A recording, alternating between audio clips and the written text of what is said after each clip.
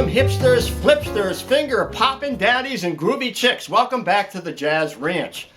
I have a special program for you this evening, and it's about the song, The One-Note Samba. It was written by Antonio Carlos Jobim, the greatest Brazilian composer in history, actually. And you know, this song is very clever. Can you imagine writing a song built on just one note? Well, it's all about the rhythm, and about the phrasing, and about syncopation. I'm going to show you that this evening. I'm going to play one chorus, and then I'm going to play one short solo, and then I'm going to talk about syncopation. But you know, Jobim, he actually grew up in Rio, and in the mid-60s, the Bossa Nova became very popular. It had a lot to do with Dizzy Gillespie and Stan Getz bringing musicians from Brazil to the United States to record their music, including Jobim, including Gilberto, and including Astrud Gilberto, and also Lalo Schifrin. Now, in '65, Getz, Gilberto, they won the award for the best album of the year. And it featured the song, The Girl from Ipanema, that was sung by Astrud Gilberto, who was wife of Gilberto, the guitarist and composer. So now, you know, Jobim, he actually lived on the beach, the Ipanema beach. It was a real beach. You know, Girl from Ipanema is a real girl, and the beach is real. He lived there, and he called himself a beach boy. We call him a beach bum. But anyway, he lived on the beach. He hung out there. And he said he got his inspiration by listening to the birds in the Brazilian forest. I love that. I'm not sure if he's just making a joke or what, but he didn't say many words. He was not one to give you many quotes.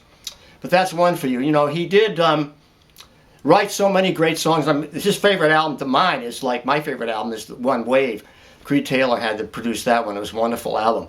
But anyway, I drove out to San Francisco in '69 and went to Haight-Ashbury. And I decided to become a musician. That was when I was having the transition from the business life, from a banker to a musician. So, you know, it wasn't lucrative, but I didn't get the pension I would have had if I'd stayed in banking. But I have you and you have me. That's why I'm here. So now here we go. I'm going to give you a short version of this song, and I'll play it once through, and I'll give you a short solo, but then I want to talk about syncopation. I want to break it down for you. That's the most important thing you want to learn here. So here we go with not the one note from Ipanema, but the one note samba. Here we go.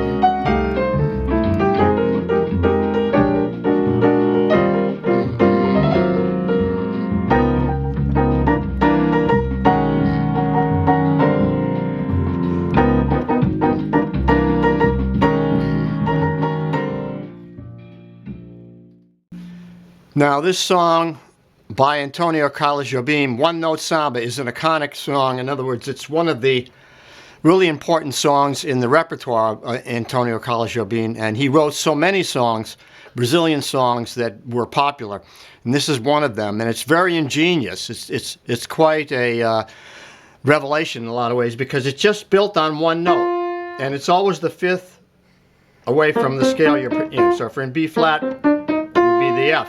And that's what I played it in the key of B flat. And the chords are, you're starting on the 3 chord, D minor 7, then it goes down to a flat 3 in dominant, and then the 2 chord in minor 7, and then the flat 2 in dominant 7 with a sharp 11 there. So now, the chords are interesting, the chord pattern, because then after that, it does that twice, then it goes up to F minor, then B flat, E flat, A flat, turn around in that way, and then back resolves. And then there's a bridge, you see, the 2-5-1s. But the important thing to understand about this tune is the rhythm. The tricky part of it is the rhythm, and that's what makes the bossa nova and Brazilian songs have that unique flavor or aspect to them, is the rhythm. The rhythm is the most important thing, and it's also the most difficult thing to understand. So I'm going to talk about that. The important thing is to look at the rhythm.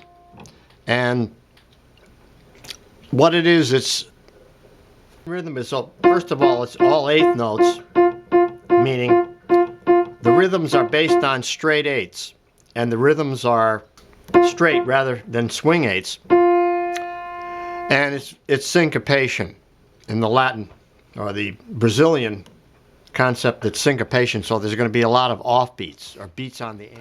Now, the most important thing you want to understand about this song is that the first measure is the figure, the rhythmic figure, and it goes like this: 1, 2, and that's the figure. Repeats in the third measure, and there's pickups to it. So there's pickups to the first measure like this: 1, 2, 3, and 1, 2, and. Now there's pickups here, and the figure repeats here on the third measure: 1, 2, and. So let's listen to that: 1, 2, 3, 1, and.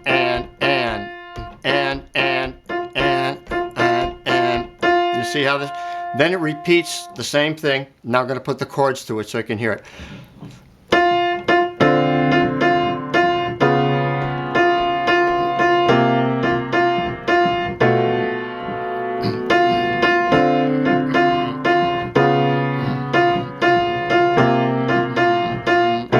Now it repeats the same pattern up a fourth. You go up a fourth there.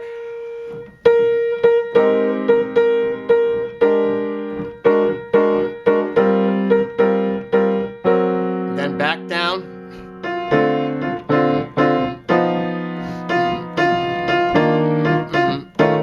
That's different. That closes the figure that way. Then we go to the bridge, which is all eighth notes and a complicated run, which we'll talk about next. Now on the bridge, it's very tricky fingering because it's this long line, and I'm going to give you a tip on this. It goes like this.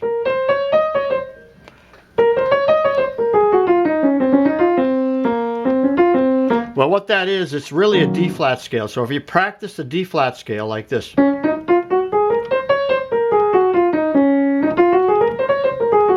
D flat, now it's just based on the 2-5-1 of the D flat scale. So it's just on E flat minor.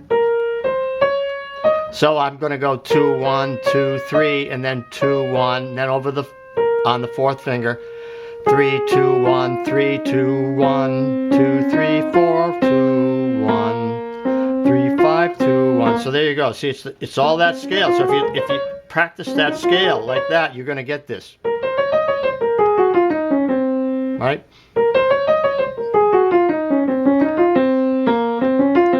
Now the next one is a B scale. So you practice this B scale.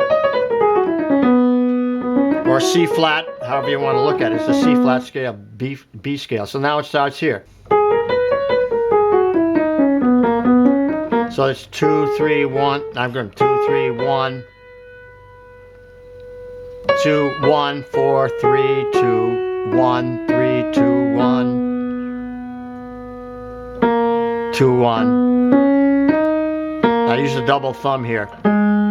You could do this. Go to the 2, 1, and then 2, 1, 2, or you could go double thumb. You could go and double thumb here. That's what I think I used. Let's get it. double thumb, double thumb. See, so there's whatever's comfortable for you, you have to find. So Jobim, he gets very clever at the end. He changes the phrase on the very last 4 bars. So it was this.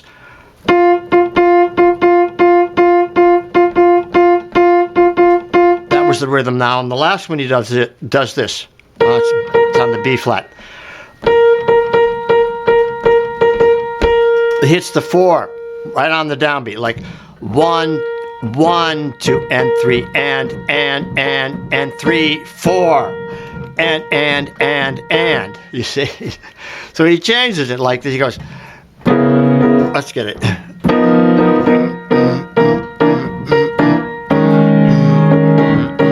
Like that.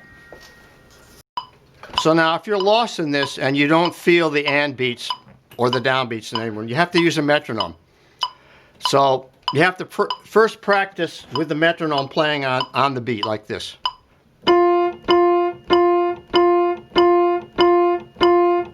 You can make them long or short. Short would be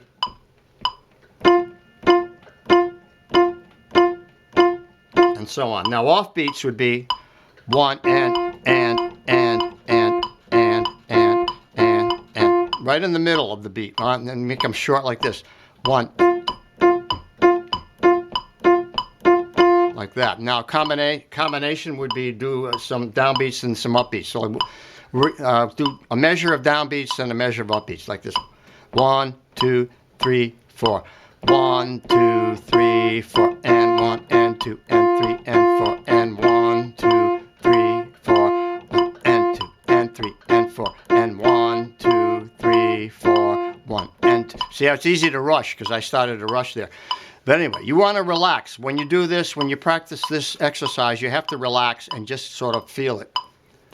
Yeah, so a metronome is a great tool because it really challenges you to play with good time. And that's what you want to do as a musician. Well, you may not be interested in that. Maybe you're not interested in having good time. But if you are, if you want to play in a band or you want to play with other musicians, you want to have a good time. So, you know, the metronome will tell you right away if your time is good or bad, you know.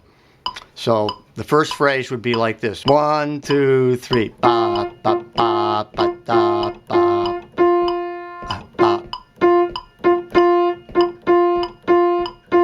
It's very easy to rush, right? Let's try that again. 1, 2, 3.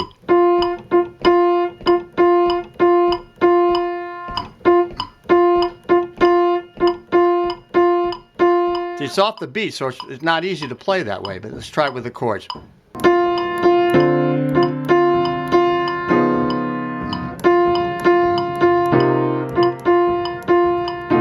Now, the metronome is going to make you play stiff. So like you eventually have to just get to a place where you can relax with this. Not use a metronome, but be able to feel it and have good time. Like, you know, with a backing track, it's really easy, you know, because if you go ahead or speed up, you'll see you're not in sync with it. And same thing with the metronome. If you're not in sync with it, you won't feel right. I just wanted to point out that one of the problems with the confusion about the phrasing of this song has to do with the fact that there were words or lyrics added to this later on. And John Hendricks wrote the English lyrics. And so we had to add some extra syllables to accommodate the lyrics. So it went like this. This is just a little samba built upon a single note. Other notes are bound to follow, but the root is still that note. Now this new one is the consequence of the one we've just been through, as I'm bound to be the unavoidable consequence of you. So you see the consequence word in there had to add an extra syllable. Signing off from the Jazz Ranch. Thank you, friends. Thanks for watching. And please write to me. I love to hear from you. I'd love to get your comments, and I will try to answer all comments. You know, now this video was actually a request. And I do honor requests occasionally if I think that I can do a good job with it and that it's interesting to me and I can learn something as well as pass something on to you. And actually I did learn things from this. I really had to listen to the recording of Jobim with an M. It's spelled with an M. I had to listen to a recording of him playing it in order to get it right. You know, so that's the best way, is to go right to the author and listen to his performance of it. It's better than listening to my performance. A white guy from New England trying to play Brazilian music. It's best to go to the writer, the composer. Go to YouTube and watch his performance of it. That's the best way to learn any song that you want to learn by any composer, is go and hear it from the source. So that's my advice to you. And until next time, in the words of Hermie Dressel up there, looking down at us with pity, particularly now, he's saying, swing loose, and we'll see you next time around. Bye-bye.